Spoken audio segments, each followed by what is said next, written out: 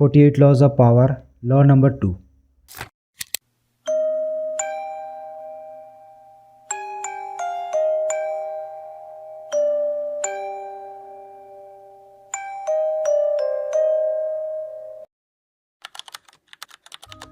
Never put too much trust in friends. Learn how to use enemies. अक्सर लोग अपने दोस्तों पर अंधा भरोसा करते हैं। वो सोचते हैं दोस्त कभी धोखा नहीं देगा, पर रॉबर्ट ग्रीन कहते हैं दोस्त हमारे करीबी होते हैं और उन्हें हमारे कमजोरियों का अच्छे से पता होता है और ज़रूरत पड़ने पर वो इसका फ़ायदा भी उठा सकते हैं। दूसरी तरफ दुश्मन हमेशा सावधान रहते हैं और मौका दिया जाए तो वो खुद को साबित करने की कोशिश करते हैं, क्योंकि वो अपनी छवि सुधारना चाहते हैं। इसीलिए कई बार दुश्मन दोस्त से ज़्यादा भरोसेमंद साबित हो सकता है। मिड 19th सेंचुरी के दौरान माइकल III, जो कि एक यंग बच्चा था, उसे बाइजेंटाइन साम्राज्य के राजगद्दी पे बिठा दिया गया। माइकल को गद्दी पे बिठाने के लिए उसके अंकल बार्डस को कई मुश्किलों का सामना करना पड़ा था। यंग राजा को गद्दी पे देख के कई मौकापरस्त लोग गद्दी को हथियारने की साजिश करने लगते हैं। इस दौरान राजा को एक काउंसिलर की ज़रूरत थी जिस पे वो ट्रस्ट कर पाए, और इसके लिए किंग माइकल ने उसके बेस्ट फ्रेंड बासिलियस को चुना। बासिलियस को राजनीति में कोई अनुभव नहीं था। दरअसल वो शाही अस्तबल का प्रमुख था जिसने कई बार अपनी लॉयल्टी राजा के सामने साबित किया था। किंग माइकल बासिलियस से कुछ ही साल पहले अस्तबल में मिले थे, जहां बासिलियस एक पागल घोड़े के सामने से राजा को बचाया था। यहां माइकल ने उसके बहादुरी से खुश होकर उसे एक ट्रेनर से अस्तबल का प्रमुख बना दिया। राज दरबार में सब चाहते थे माइकल अपने अंकल बार्डस को चीफ काउंसिलर बनाए, पर माइकल ने किसी की ना सुन के बासिलियस को चीफ काउंसिलर बना दिया। दरबार में आने के बाद धीरे धीरे बासिलियस का पैसे और पावर के प्रति लालच बढ़ता गया। उस समय माइकल का uncle birds head of army के तौर पे काम करता था। बासिलियस सोचता है वो आर्मी को अपने हाथ में लेके और पावरफुल बन सकता है, और इसके लिए वो षड्यंत्र रचना शुरू कर देता है। कुछ समय बाद वो माइकल को अपने अंकल के ही खिलाफ भड़काना शुरू कर देता है और यकीन दिला देता है कि माइकल को बार्डस से खतरा है। यहाँ माइकल अपने बेस्ट फ्रेंड के बात में आके अपने ही अंकल को मारने के लिए राजी हो जाता है। कुछ दिन बाद एक शाही हॉर्स रेस के दौरान बासिलियस अपने कुछ सिपाहियों के साथ बार्डस को घेर लेता है और भीड़ का फायदा उठा के बार्डस को मार देता है। अब राज्य की आर्मी भी बासिलियस के हाथ में थी और यहाँ से उसकी ताकत और शोहरत बढ़ती ही चली गई।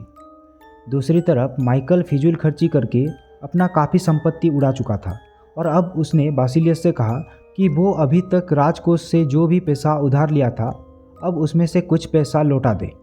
यहाँ बासिलियस राजा को पैसा लौटाने से सीधा मना कर देता है और एक अजीब सी स्माइल के साथ वहाँ से चला जाता है। यहाँ माइकल को महसूस हुआ कि उससे एक बहुत बड़ी गलती हो चुकी है।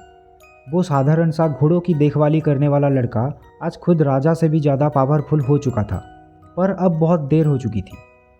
एक रात जब माइकल बहुत नशे में था, बासिलियस ने अपने कुछ सिपाहियों के साथ राजा को घेर लिया और यहाँ उसने राजा की भी हत्या कर दी।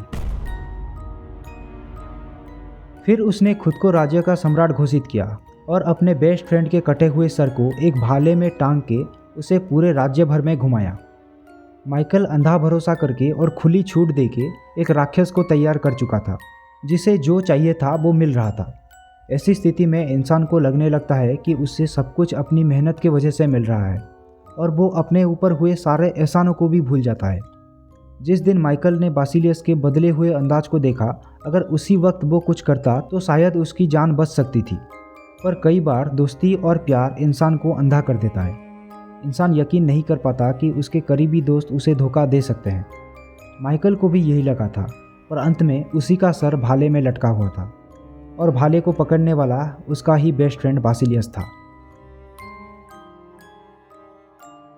हान डायनेस्टी के पतन के बाद चाइना में कई सालों तक एक अजीब सी प्रथा चली। वहाँ के जनरल अपने राजा का कत्ल करके खुद को सम्राट घोषित कर देते थे, फिर खुद की सुरक्षा के लिए सारे जनरल्स को भी मरवा देते थे। इतना करने के बाद भी कोई नया जनरल आके राजा को या फिर उसके परिवार के लोगों को मार के खुद राजा बन जाता था। बाद में उसके साथ भी ऐसा ही कुछ होता था। उस दौरान चाइना के शासक का पद सबसे जानलेवा पद हो चुका था। 959 एडी में जनरल चाओ के वांगिन नया सम्राट बनते हैं, जिनका नाम पड़ा सम्राट सुंग। सुंग को पता था आने वाले कुछ ही सालों में उसकी भी हत्या हो सकती है, इसीलिए वो इस पैटर्न को तोड़ने की योजना बनाता है। सुंग एक दिन सम्राट बनने की खुशी में एक पार्टी का आयोजन करता है और इसमें वो सारे पावरफुल कमांडर्स को बुलाता है। जब वो सब कुछ समय बाद शराब के नशे में होते हैं, सुंग जनरल्स को छोड़ के बाकी सबको वहाँ से भेज देता है। यहाँ सारे जनरल्स को लगता है कि अब सुंग उन्हें मरवा देगा, पर सुंग का प्लान कुछ अलग होता है। सुंग ने उन जनरल्स से कहा वो अगर अपनी पद को छोड़ दें तो उन्हें वो कोई नुकसान नहीं पहुँचाएगा और उन्हें बेशुमार धन दौलत और कई सुंदर लड़कियाँ देगा, जिससे वो अपनी पूरी ज़िंदगी बहुत खुशहाली से बिता सकते हैं। सुंग का ये डील उन सारे जनरल्स को अच्छा लगा और अगले ही दिन उन सब ने अपने पद से इस्तीफा दे दिया और हमेशा के लिए राजा के वफादार बन गए। एक ही झटके में सुंग ने उन खूंखार भेड़ियों को भेड़ में बदल दिया था। जो कमांडर्स राजा के लिए खतरा थे, अब वो पावर से बहुत दूर हो चुके थे। कुछ साल बीते, सुंग अपने साम्राज्य को और शक्तिशाली बनाने की पूरी कोशिश कर रहा था। 971 एडी में किंग लियू, जो सुंग का एक दुश्मन था, फाइनली सुंग उसे हरा देता है। उसको सजा देने की जगह सुंग ने लियू को अपने राज्य में एक अच्छी पोस्ट दी और उसे राजसभा में सेलिब्रेशन के लिए बुलाया। यहाँ सुंग ने लियू को एक वाइन ग्लास ऑफर किया, पर लियू उसे लेने से झिझक रहा था। दरअसल उस समय वाइन में जहर दे के अपने दुश्मनों को मारना एक आम बात हुआ करती थी, इसीलिए लियू उस वाइन के ग्लास को लेने से डर रहा था। लियू डर के राजा के सामने रो पड़ता है और राजा से कहता है कि वो राजा के खिलाफ कभी नहीं जाएगा। फिर सुंग ने हंस के उस वाइन के ग्लास को खुद पी गया। दरअसल सुंग ने उस ग्लास में जहर मिलाया ही नहीं था। ये देख के लियू को सुंग के ऊपर और भरोसा हो गया और उस दिन से सुंग का वो दुश्मन सुंग का एक बेहद लॉयल दोस्त बन गया। सुंग के शासन के दौरान चाइना में कई छोटे छोटे किंगडम्स भी थे।